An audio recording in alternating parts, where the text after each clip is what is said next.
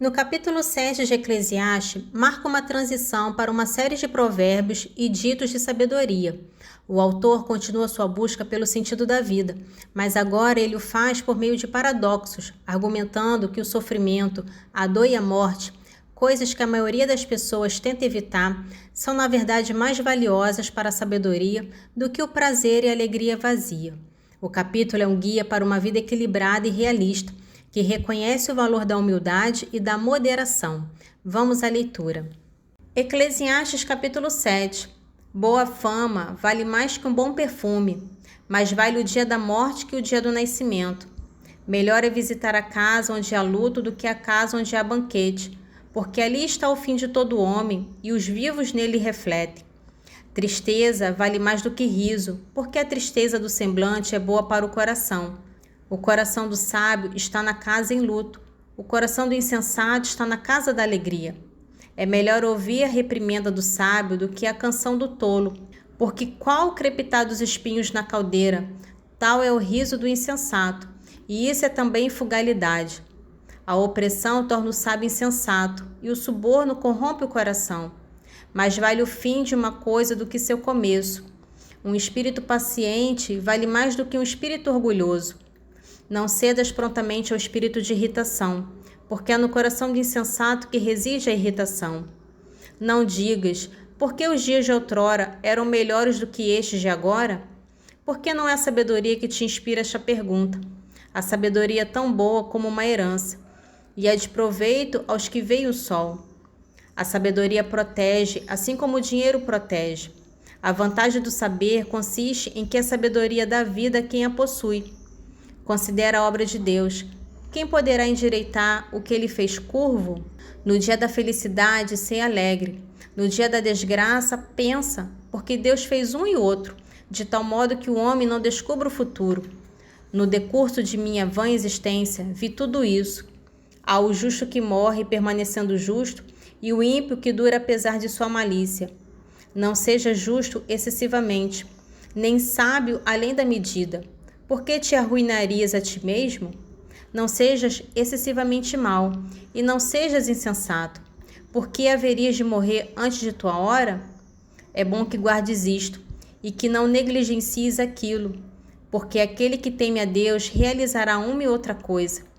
A sabedoria dá ao sábio mais força do que 10 chefes de guerra reunidos numa cidade. Não há homem justo sobre a terra que faça o bem sem jamais pecar.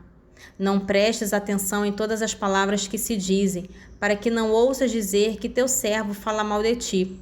Porque teu coração bem sabe que tu mesmo muitas vezes falastes mal dos outros. Tudo isso prescrutei com sabedoria. Eu disse comigo mesmo, eu quero ser sábio, mas a sabedoria está longe de mim. Aquilo que acontece está longínquo, profundo, profundo. Quem poderá sondá-lo? Apliquei-me de todo o coração a prescrutar, a sondar a sabedoria e a razão das coisas, a reconhecer que a maldade é uma loucura e a falta de razão uma demência. Eu também descobri que a mulher é coisa mais amarga que a morte, porque ela é um laço, seu coração é uma rede, suas mãos são cadeias. Aquele que é agradável a Deus dela se livrará, mas o pecador será sua presa. Eis o que encontrei, diz o Eclesiastes, examinando uma coisa com outra para chegar à razão. Eis o que procuro continuamente sem descobrir. Encontrei um só homem entre 1000, mas nenhuma mulher entre todas. Somente descobri isto. Deus fez o homem reto, mas é ele quem procura os extravios. O resumo do capítulo 8 de Eclesiastes é uma meditação do autor sobre a autoridade, a injustiça e a falta de compreensão humana sobre os caminhos de Deus. Ele começa com conselhos práticos sobre como se comportar diante de um rei, enfatizando a obediência e a discrição. Em seguida, ele se aprofunda no problema do mal, questionando a aparente prosperidade dos ímpios e a injustiça da vida. Sua conclusão é que, apesar de todos os esforços, o homem não pode entender plenamente as obras de Deus. Eclesiastes capítulo 8. Quem é comparável ao sábio? Quem conhece a razão das coisas? A sabedoria de um homem ilumina-lhe o semblante e abranda-lhe a severidade de sua face. Observa as ordens do rei, e isso por causa do juramento feito a Deus. Não te apresses a sair de sua presença. Não te comprometas com um mau negócio, porque o rei faz tudo o que lhe apraz. Com efeito, sua palavra é soberana, e quem ousaria dizer-lhe: que fazes tu? Quem observa os preceitos não experimentará mal algum, e o coração do sábio conhece o tempo e o julgamento, porque para tudo há um tempo e um julgamento, e a desgraça pesa muito forte sobre o homem. Ele não conhece o futuro. Quem lhe poderia dizer como as coisas se passarão? O homem não é senhor de seu sopro de vida, nem é capaz de retê-lo. Ninguém tem poder sobre o dia da morte, nem a faculdade de afastar esse combate. O crime não pode salvar o criminoso. Eis o que eu vi, aplicando meu espírito a tudo que se faz debaixo do sol, quando o homem domina sobre outro homem para prejudicá-lo.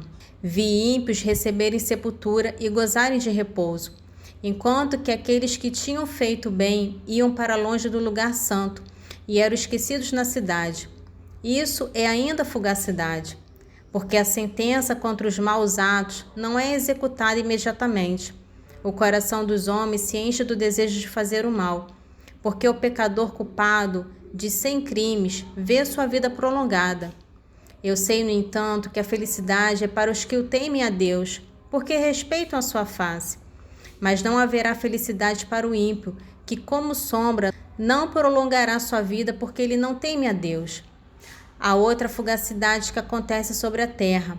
Há justos aos quais acontece o que conviria ao proceder de ímpios, e há ímpios aos quais acontece o que conviria ao proceder de justos. Digo isso, é também fugacidade. Por isso louvei a alegria, porque não há nada de melhor para o homem debaixo do sol do que comer, beber e se divertir. Possa isso acompanhá-lo no seu trabalho, ao longo dos dias que Deus lhe conceder debaixo do sol. Quando meu espírito se entregou ao estudo da sabedoria e à observação dos trabalhos que há sobre a terra, porque nem de dia nem de noite os olhos dos homens encontram repouso, verifiquei em toda a obra de Deus que o homem nada pode descobrir do que se faz debaixo do sol. Ele se fadiga a investigar, mas não encontra, e se mesmo um sábio pensa ter alcançado, isso não acontecerá. No capítulo 9, vamos ver a meditação que o autor vai trazer sobre a morte, o destino comum a todos os homens. Ele reafirma que a justiça e a iniquidade, a sabedoria e a loucura têm o mesmo fim terreno, o esquecimento. Diante dessa realidade sombria, conclui que a única atitude lógica é viver a vida com alegria e aproveitar as pequenas bênçãos que Deus nos dá, pois o futuro é incerto.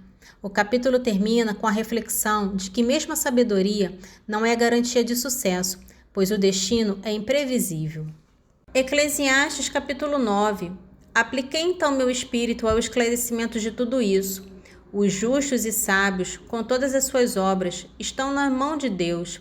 O homem ignora se isso será amor ou ódio. Tudo é possível. Todos têm um só destino. Há uma sorte idêntica ao justo e ao ímpio, ao que é bom como ao que é impuro, ao que oferece sacrifícios como ao que dele se abstém. O homem bom é tratado como pecador e o perjuro como o que respeita seu juramento. Entre tudo que se faz debaixo do sol, é uma desgraça só existir para todos um mesmo destino. Por isso, o espírito dos homens transborda de malícia. A loucura ocupa o coração deles, durante a vida depois da qual vão para a casa dos mortos. Porque enquanto o homem permanece entre os vivos, ainda há esperança, pois mais vale um cão vivo do que um leão morto. Com efeito, os vivos sabem que hão de morrer, mas os mortos de nada sabem. Para eles não há mais recompensa, porque sua lembrança jaz no esquecimento. Amor, ódio e inveja acabaram. Não terão mais parte alguma para o futuro no que se faz debaixo do sol. Ora, pois, come com alegria o teu pão e bebe contente o teu vinho, porque Deus se agrada de teus trabalhos. Traja sempre vestes brancas e haja sempre azeite perfumado em tua cabeça. Desfruta da vida com a mulher que amas, durante todos os dias da fugitiva e vã existência que Deus te concede debaixo do sol. Essa é a tua parte na vida, o prêmio do labor a que te entregas debaixo do sol. Tudo que tua mão encontra para fazer, faz-o com todas as tuas faculdades, pois que na região dos mortos, para onde vais, não há mais trabalho, nem ciência, nem inteligência nem sabedoria. Nas minhas investigações debaixo do sol, vi ainda que a corrida não é para os ágeis, nem a batalha para os bravos, nem o pão para os prudentes, nem a riqueza para os inteligentes, nem o favor para os sábios, porque todos estão à mercê das circunstâncias e da sorte. O homem não conhece sua própria hora. Semelhante aos peixes apanhados pela rede fatal, os passarinhos presos no laço, os homens são enlaçados na hora da calamidade, que se arremessa sobre eles de súbito. Vi também debaixo do sol este exemplo de sabedoria, que me pareceu grande. Havia uma pequena cidade, pouco populosa. Veio contra ela um poderoso rei, que sitiando-a construiu grandes fortificações ao seu redor. Ora, aí se encontrava um homem pobre, porém sábio, cuja sabedoria salvou a cidade. Contudo, ninguém se lembrou desse pobre. Por isso eu disse, a sabedoria vale mais que a força, mas a sabedoria do pobre é desprezada, e as suas palavras não se dão ouvidos. As palavras calmas dos sábios são mais bem ouvidas do que os gritos de um chefe entre insensatos. A sabedoria vale mais que as máquinas de guerra, mas um só pecador pode causar a perda de muitos bens. Essa passagem do capítulo 2 de Coríntios é um dos trechos mais fascinantes e poéticos de toda a Bíblia. Paulo continua a defender sua integridade, mas ele faz isso de uma forma inesperadamente grandiosa, usando uma poderosa metáfora para descrever a natureza de seu ministério. Ele transita de suas preocupações pessoais para uma declaração triunfante sobre o poder de Deus. A mensagem central é que Deus está sempre conduzindo o seu povo em vitória, e o Evangelho tem um efeito de duas vias, vida ou morte. 2 Coríntios capítulo 2, dos versículos 12 ao 17. Quando cheguei a Troade para pregar o Evangelho de Cristo, apesar da porta que o Senhor me abriu, o meu espírito não teve sossego, porque não achei o meu irmão Tito. Despedi-me deles e parti para a Macedônia. Mas graças sejam dadas a Deus, que nos concede sempre triunfar em Cristo e que por nosso meio difunde o perfume do seu conhecimento em todo lugar. Somos para Deus o perfume de Cristo, entre os que se salvam e entre os que se perdem. Para estes, na verdade, odor de morte é que dá a morte. Para os primeiros, porém, odor de vida é que dá a vida. E qual homem capaz de uma tal obra? É que, de fato, não somos como tantos outros, falsificadores da palavra de Deus, mas é na sua integridade, tal como procede de Deus, que nós a pregamos em Cristo sobre os olhares de Deus. Nesse trecho do Salmo 91, vai nos proporcionar uma conclusão poderosa. Confirma que, embora os ímpios possam prosperar por um tempo, seu fim é a destruição. Em contraste, os justos, que estão enraizados na presença de Deus, florescerão. O propósito final de sua bem-aventurança é ser um testemunho vivo da perfeita e imutável justiça do Senhor, que é seu rochedo e refúgio. Salmo 91, dos versículos 10 ao 16. Eis que vossos inimigos, Senhor, vossos inimigos hão de perecer. Serão dispersados todos os artesãos do mal. Exaltastes a minha cabeça como a do búfalo, e com óleo puríssimo me ungis. Meus olhos veem os inimigos com desprezo, e meus ouvidos ouvem com prazer o que aconteceu aos que praticam o mal. Como a palmeira florescerão os justos, que se elevarão como o cedro do Líbano. Plantados na casa do Senhor, nos átrios de nosso Deus hão de florir. Até na velhice eles darão frutos, continuarão cheios de seiva e verdejante, para anunciarem quão justo é o Senhor, meu rochedo, e como não há nele injustiça.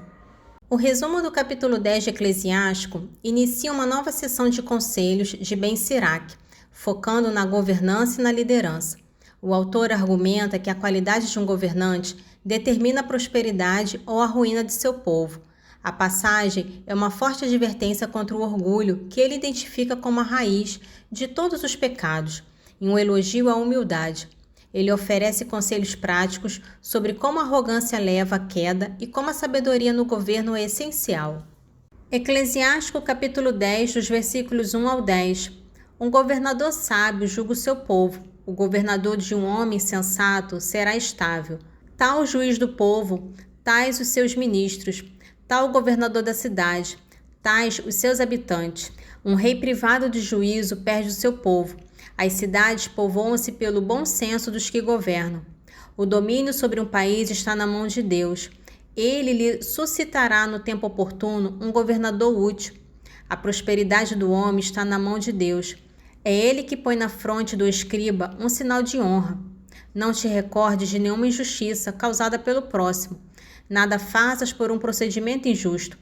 O orgulho é abominável a Deus e aos homens, e toda iniquidade das nações provoca horror. Um reino passa de um povo a outro por causa das injustiças, dos ultrajes e de fraudes diversas. Nada há mais criminoso do que a avareza, de que se orgulha o que é terra e cinza. Nada há mais iníquo do que o amor ao dinheiro. Aquele que o ama chega até a vender sua alma. Vivo ainda, despojou-se de suas próprias entranhas. Glória ao Pai, ao Filho e ao Espírito Santo, assim como era no princípio, agora e sempre. Amém. Divino Espírito Santo, iluminai-nos, guiai-nos, dai-nos sabedoria e discernimento. Amém.